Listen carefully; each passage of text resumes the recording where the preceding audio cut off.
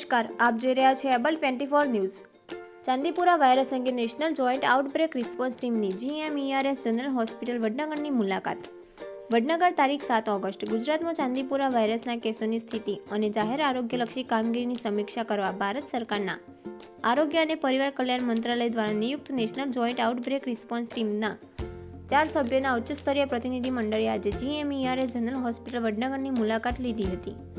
ટીમે હોસ્પિટલમાં દર્દીઓની સારવાર, સર્વેલન્સ વ્યવસ્થા, લેબોરેટરી તપાસ, વેક્ટર કંટ્રોલ સહિતની કામગીરીનું વિસ્તૃત મૂલ્યાંકન કર્યું હતું. NGORTની ટીમમાં ડોક્ટર જીતેશ સમસુંદર કુવાટાડા, શ્રી હરીશકુમાર શાહ, ડોક્ટર વિનોદકુમાર પટેલ તેમજ ડોક્ટર પંકજ બરફાલનો સમાવેશ થતો હતો. ટીમનું સ્વાગત GMERS જનરલ હોસ્પિટલ વડનગરના ડીન ડોક્ટર મુકેશ વોરા અને medical superintendent doctor Sunil Ojha દ્વારા કરવામાં આવ્યું હતું.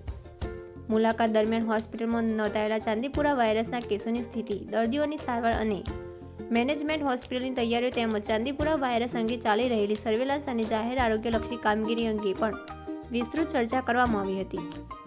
ત્યારબાદ ટીમે માઇક્રોબાયોલોજી વિભાગના વડા ડોક્ટર શ્વેતા પ્રજાપતિ, બાળરોગ વિભાગના વડા ડોક્ટર પ્રજ્ઞા ખન્ના, કોમ્યુનિટી મેડિસિન વિભાગના ડોક્ટર કરણ દેસાઈ અને ડોક્ટર પ્રતીક પારેખ તેમજ THO વડનગરના ડોક્ટર ચંદ્રકાંત કડિયા સાથે બેઠક યોજી હતી.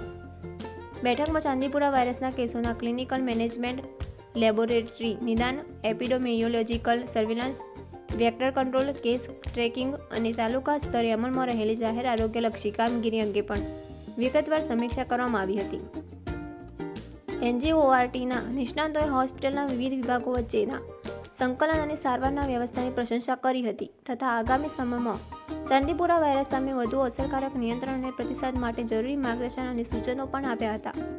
ભારત સરકારના દ્વારા નિયુક્ત નેશનલ જોઈન્ટ આઉટબ્રેક રિસ્પોન્સ ટીમનો મુખ્ય હેતુ ચાંદીપુરા વાયરસના સંભવિત પ્રકોપ અંગે outbreak invitation, epidemiological assessment, clinical management, laboratory coordination તથા અસરકારક પબ્લિક હેલ્થ મિશનના અમલમાં રાજ્ય સરકારને તકનીકી માર્ગદર્શન અને સહયોગ પૂરો પાડવાનો છે. અહેવાલ રણજીતસિંહ ઠાકોર, એબલ 24 ન્યૂઝ, વડનગર.